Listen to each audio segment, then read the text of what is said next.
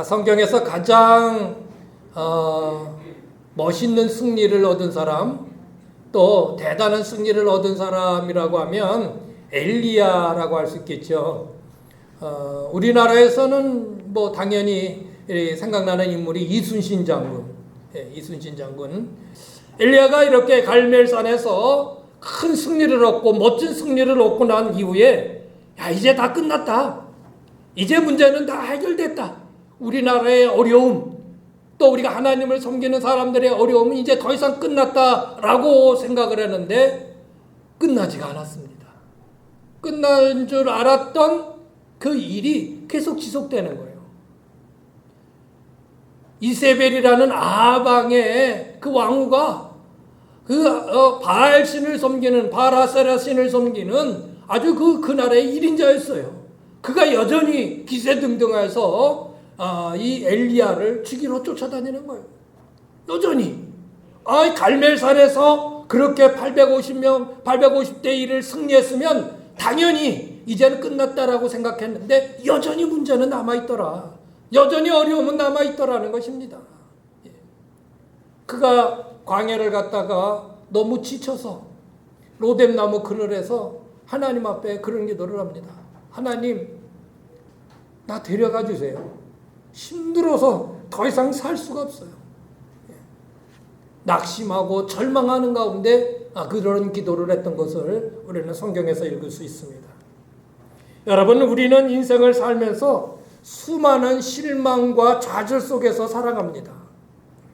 우리가 어떤 일에 왜 실망하게 될까요?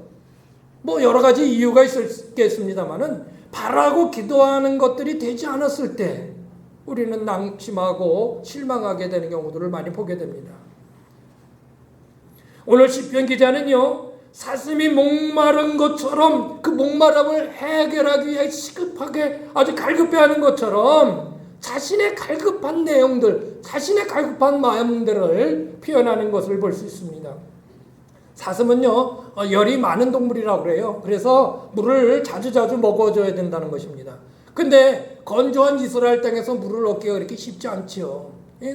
사슴이 목을 마를 때는 그것을 찾으려고 막 돌아다닌다는 것이죠. 오늘 말씀해 보니까 사슴이 시냇물을 찾기에 갈급함 같이 내 영혼이 주를 찾기에 갈급하니이다. 이렇게 기록하고 있습니다. 근데 제가 이것을 성경을 준비하면서 시인이 우리나라 사람이라면 아마 이렇게 고쳐 쓰지 않았을까.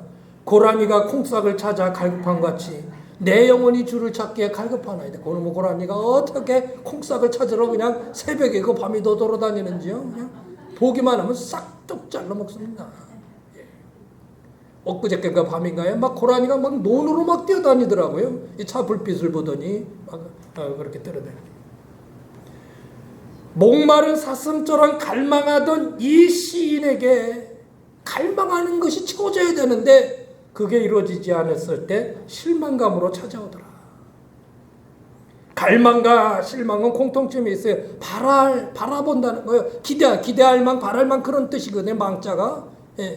그런 또 그 같은 단어를 사용하지만 그 말의 뜻은 갈망하고 실망한다고 하는 것은 아주 정반대의 말이 될 수 있는 것입니다.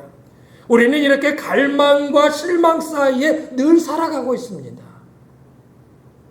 뭔가를 간절히 바라는데 실망하고 또 바라가다가 또 실망하고 이런 사이에 살아가는 게 우리의 인생이 아니냐 하는 것입니다. 오늘 시인은 이런 안타까운 고백을 하면서 그럼 내가 어떻게 내 안에 있는 이 갈망을 해결할 수 있을까?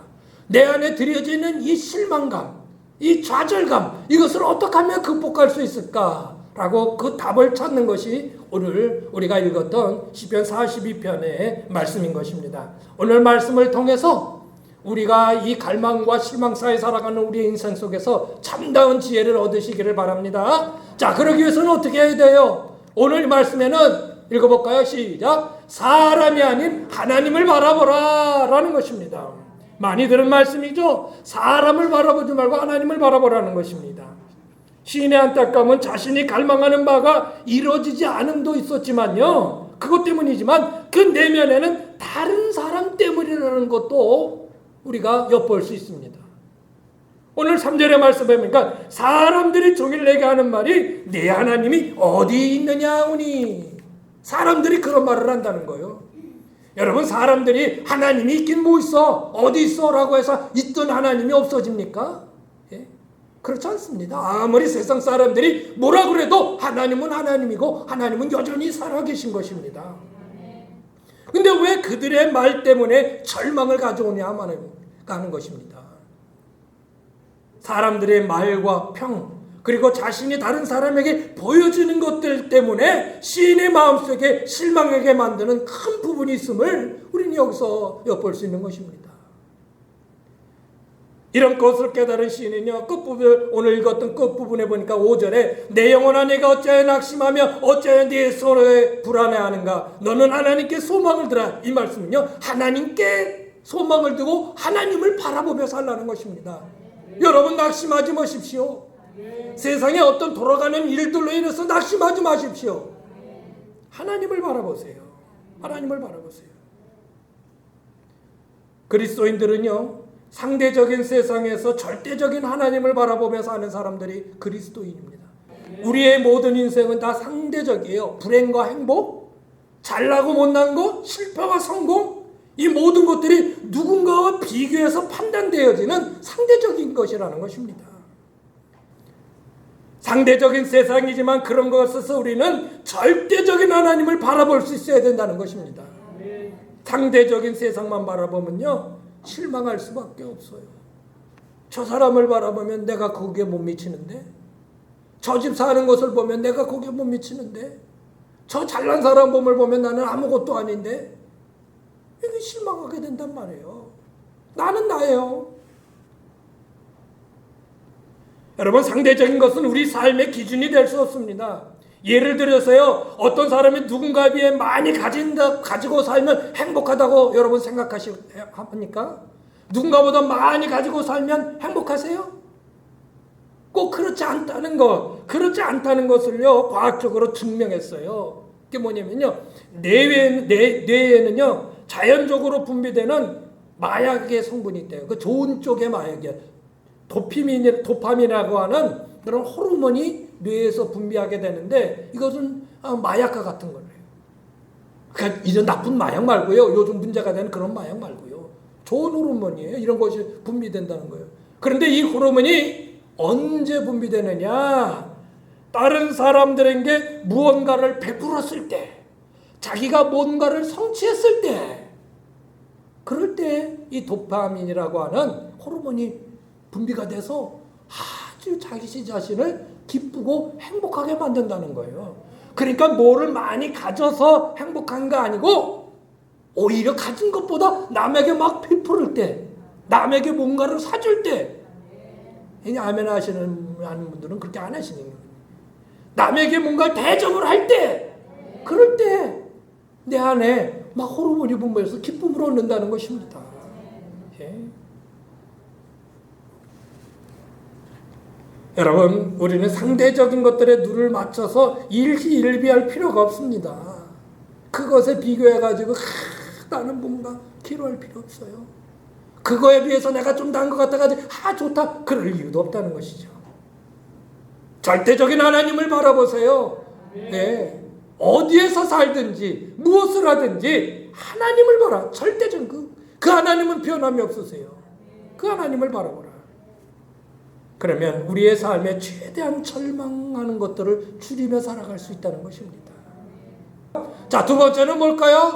오늘 말씀을 통해서 우리에게 주시는 두 번째는요, 뭐의 응답을 믿으라? 기도의 응답을 믿으라. 예수님이 한 번은 제자들에게 이렇게 말씀해 주셨습니다. 누가복음에 나오는 말씀인데요, 한번 읽어보실까요? 예수께서 그들에게 항상 기도하고 낙심하지 말아야 할 것을 비유로 말씀하여 이르시되, 어떤 도시에 한 사람을 두려워하지 않는 사람을 무시하는 한 재판관이 있는데, 그러면서 예수님이 비유로 말씀하시는 거예요. 어느 도시에요, 재판관이 있는데 아주 얼마나 거만한지 모릅니다. 예. 그런데 그 동네에 과부가 하나 살았어요. 근데 너무나 억울한 일을 당한 거예요. 그래가지고 재판장을 찾아가서 해결해달라고 문을 두드립니다. 그럼 무슨 일이냐 하고 나와봐야잖아. 나와보지도 않아요. 예? 깔보는 거죠. 예, 깔보는 거예요. 예? 그래가지고 어쩔 수 없이 갔어요. 그 다음날도 와서 또 문을 두들겨요. 또 안 열어줘요. 그 다음날도 또 들고 막 소리 질러가면서 때로는 눈물을 흘리면서 제발 문 좀 열어주세요. 내 말 좀 들어주세요. 나중엔 재판관이요. 귀찮아 죽겠어요. 과부가 와가지고 맨날 그 재판관의 집을 문을 두들기고 있으니까 지나가는 사람들도 저 왜 그래? 예? 혹시 재판관하고 뭐 썸씽 있는 거 아니야? 막 이런 막 쿵쿵거리는 소리도 들리는 것 같고 하도 시끄럽고 귀찮아서 열어줬어요. 그리고 그 사람의 뭐를 원하는 건지 그 원하는 말을 들어줬어요. 예수님이 이 비유를 해주신 거예요. 이 말씀 뭐예요? 낙심하지 말고 끝까지 기도하면 하나님은 반드시 들어주신다. 그거를 불의한 재판관을 비교해서 세상에 불의한 재판관도 그렇게 두들기면 문 열어주고 말을 들어주는데 너희도 하나님 앞에 기도하다가 하나님 언제 됩니까? 기도하는데 낙심하지 마라. 하나님은 반드시 들어주신다. 아멘.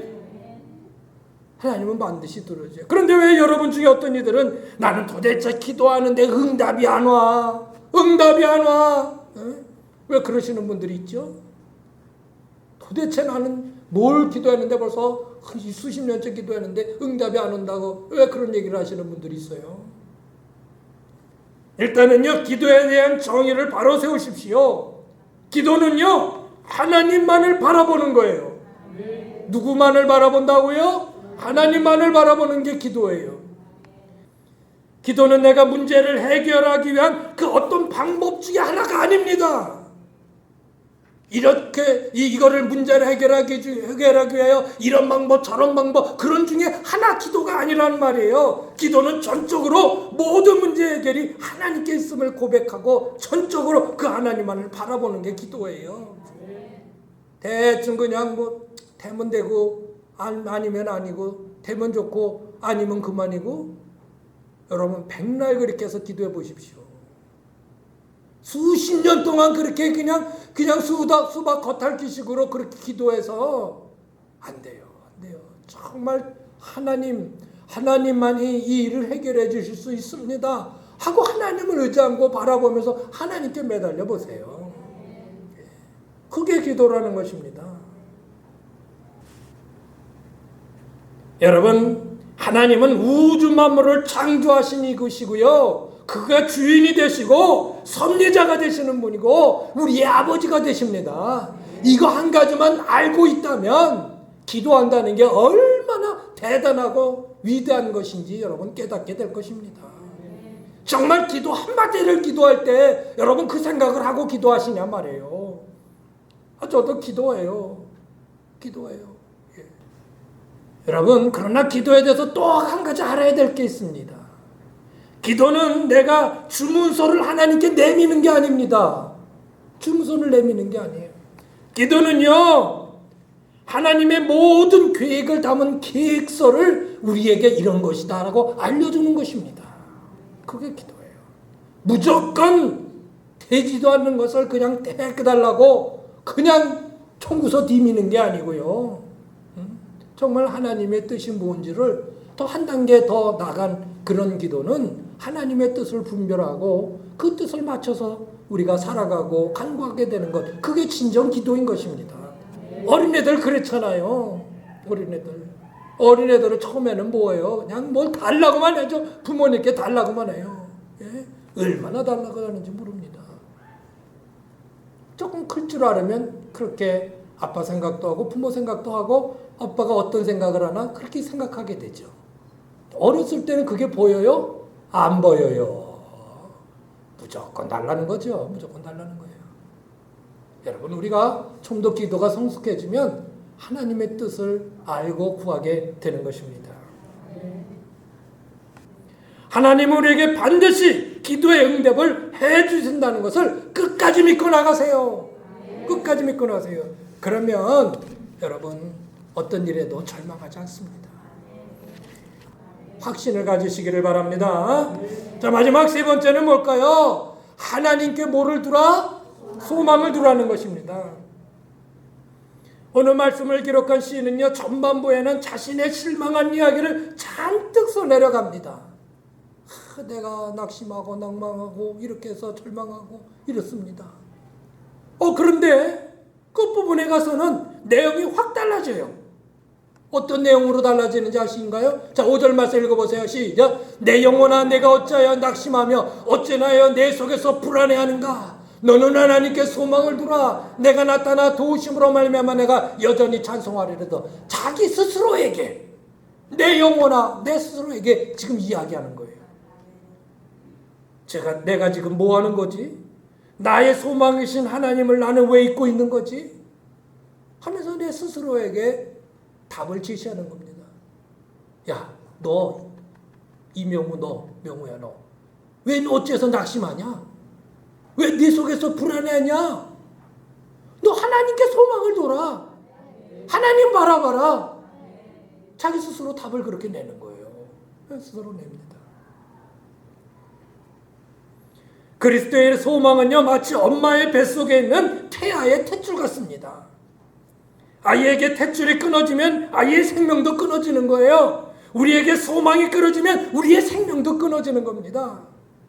여러분이 하나님 나라에 소망이 없어요? 위험한 거예요. 위험한 거예요. 하나님 나라에 소망이 없이 어떻게 살아가요, 우리가?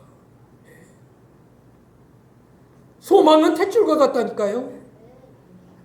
아이에게 생명을 공급하고 성장시킬 수 있도록 하는 것은 오직 탯줄 외에는 없습니다.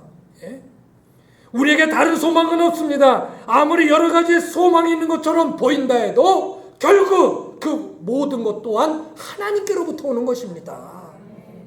그 아이는 탯줄 하나로 모든 것을 다 공급받는 것입니다. 배꼽을 볼 때마다 나의 모든 소망은 하나님께 연결되어 있구나 깨달으세요. 아셨어요? 오늘도 한번 가서 배꼽 좀 보시고 잘생겼던 못생겼던 어떻든 실망하고 절망할 때 주님이 나의 소망이 되심을 꼭 기억하시기 바랍니다. 주님이 나의 소망이에요. 소망이에요. 주여 외치세요. 다윗은 이렇게 고백합니다. 시편 62편 5절 시작. 나의 영혼아 잠잠히 하나님만 바라라. 물은 나의 소망이 그로부터 나오는도다. 오직 그만이 나의 반석이시요 나의 구원이시요 나의 요새시니 내가 흔들리지 아니하리로다. 아멘. 소망은 기대감입니다. 하나님을 향한 이 기대감이 흔들리면 기초가 흔들리는 거예요. 하나님을 향한 굳건한 기대감, 이 소망이 흔들리지 않기를 바랍니다. 말씀을 마치겠습니다. 우리의 삶 속에서 무언가를 간절히 갈망하며 살지 않는 사람이 어디 있습니까? 뭔가를 다 원해요. 갈망하면서 살아요. 그렇게 갈망하며 살지만 실망이 찾아들지 않는 사람 또한 없습니다. 다 원하고 그렇지만 또 실망이 그에게 하나도 없는 사람이 어디 있어요? 다 있습니다. 이렇게 갈망과 실망 사이에 살아가는 것이 우리 그리스도인인 것입니다. 예수를 믿는다고 하는 우리 그리스도인들은 이렇게 갈망함과 실망 사이에 우리는 지금 살아가고 있는 것입니다.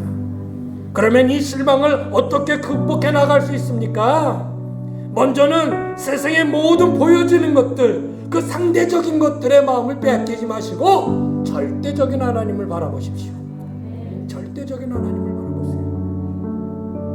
또 무엇입니까? 기도에 응답해 주시는 이가 하나님이심을 믿으십시오. 반드시 하나님은 우리의 기도에 응답해 주십니다. 믿으십시오. 그리고 어떤 때든지 소망을 잊지 마십시오. 그 소망은 하나님을 바라보는 기대감이 되는 것이고요. 그 소망은 딴 곳에서 해결점이 있지 아니한 하나님에게 있음을 여러분 꼭 기억하시길 바랍니다. 제가 예언하건대 앞으로 여러분은 앞으로 살아가면서 수많은 실망한 일들을 겪게 될 것입니다. 저도 그럴 것이고 여러분도 그럴 수 있을 것입니다. 그때마다 오늘 말씀을 드린 이 말씀을 기억하시고요. 이겨나가시길 바랍니다.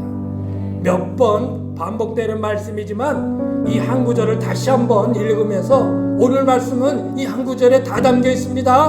한번 이 한 구절의 말씀을 다시 한번 우리 읽고 마치겠습니다. 시작. 내 영혼아 내가 어찌하여 낙심하며 어찌하여 내 속에서 불안해하는가. 너는 하나님께 소망을 두라. 그가 나타나 도우심으로 말미암아 내가 여전히 찬송하리로다. 아멘.